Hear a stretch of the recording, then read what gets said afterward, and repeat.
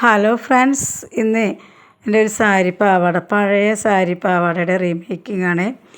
അപ്പോൾ അതൊന്ന് പഴയതായിപ്പോയി, അടിഭാഗമൊക്കെ ചീത്തയായപ്പോൾ ഞാനതൊന്ന് കട്ട് ചെയ്ത് പുതിയ ലുക്കിലാക്കി എടുക്കുകയാണ്. അപ്പോൾ ഈ അടിഭാഗം നമുക്ക് രണ്ട് ഭാഗം ഒന്ന് ഒപ്പത്തിന് ഒന്ന് കട്ട് ചെയ്തെടുക്കാം. കണ്ട, ഇങ്ങനെ കട്ട് ചെയ്തിട്ടുണ്ട്.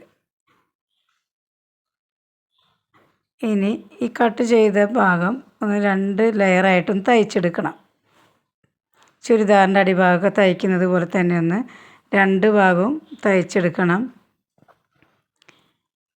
ഇതുപോലെ തയ്ച്ച് ഇനി നമ്മൾ ഈ മെഷീനിൽ തന്നെ, ഈ സിംഗറിൻ്റെ മെഷീനിൽ തന്നെ അത്യാവശ്യം നമുക്ക് എംബ്രോയ്ഡറി കേർവ് സ്റ്റൈലിലുള്ള എംബ്രോയ്ഡറിയാണ് ഞാൻ എടുക്കുന്നത്.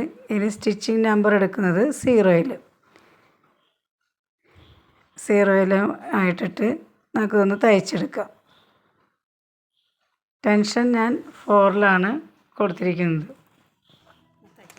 ഇനി നമ്മൾ ആ ഡബിൾ സ്റ്റിച്ച് കൊടുത്തതിൻ്റെ മുകളിൽ കൂടി ഒന്ന് കുറച്ച് വലിച്ചു പിടിച്ചിട്ടൊന്ന് തയ്ച്ചു കൊടുക്കാം.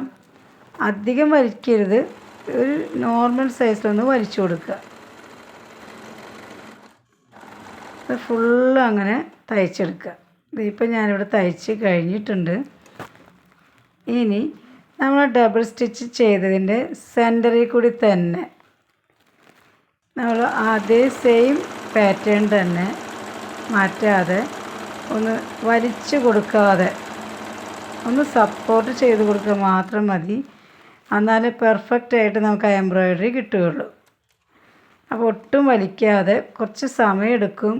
ഇത് ക്ഷമയോടുകൂടി തന്നെ ചെയ്യുക. അപ്പോൾ ഈ കേർവ് ഷേപ്പിലുള്ള നമ്മുടെ എംബ്രോയ്ഡറി ഇവിടെ കിട്ടിയിട്ടുണ്ട്. ഇപ്പോൾ നമ്മുടെ പഴയ പാവാടയുടെ പുതിയ ലുക്കുണ്ട്. ഇത്രയും തന്നെ നമ്മൾ വെട്ടിക്കളഞ്ഞതാണ്. ഇനി നോക്കിക്കേ, ഇപ്പോൾ അടിപൊളി പാവാടയാണ്. ഇപ്പോൾ ഇത് ഞാൻ വേണ്ട എന്ന് വെച്ചിരുന്നതാണ്. ഇപ്പോൾ നമ്മൾ സാരിയുടെ അടിഭാഗമൊക്കെ കാണുമ്പോൾ അടിഭാഗം കാണുമ്പോൾ വൃത്തികേടല്ലേ. അപ്പോൾ ഇതുപോലെ ആക്കി എടുത്തു കഴിഞ്ഞാൽ നമുക്ക് ഈ പഴയ പാവാടകളൊക്കെ ഒന്ന് ഉപയോഗിക്കാം. വേറെ കീറലോ അങ്ങനെയൊന്നും ഇല്ലാത്ത പാവാടകളാണ് ഉപയോഗിക്കുന്നത്. അപ്പോൾ മുകൾ ഭാഗത്ത് യാതൊരു കുഴപ്പവും ഉണ്ടാവില്ല. മിക്ക പാവാടകൾക്കും കഴുകി അടിഭാഗമാണ്. അപ്പോൾ ഇതുപോലെയാണ് ചെയ്തിരിക്കുന്നത്. ഇത് കണ്ട, സെൻറ്ററിൽ കൂടിയാണ് എംബ്രോയ്ഡറി കൊടുത്തിരിക്കുന്നത്. ആദ്യം മുകൾ ഭാഗത്ത് കൂടി. ഇഷ്ടപ്പെട്ടാൽ ലൈക്ക് ചെയ്യുക, സപ്പോർട്ട് ചെയ്യുക.